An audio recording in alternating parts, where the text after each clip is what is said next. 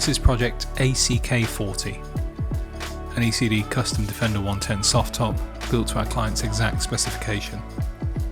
ACK40 is painted in eggshell Fuji white with black accents all around. This 110 sits on 18-inch Kahn 1983 wheels with BFG all-terrain tyres.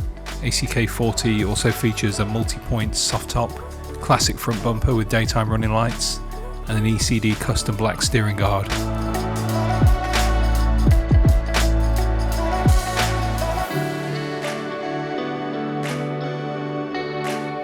On the inside, project ACK40 features a Momo Prototipo steering wheel with all-American gauges, 2 Puma Classic front and mid-row seats, with 4 inward-facing jump seats in the load area.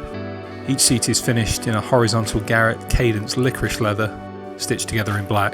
ACK40 is powered by our 50-state compliant GM 6.2 litre V8 engine with 6-speed automatic transmission.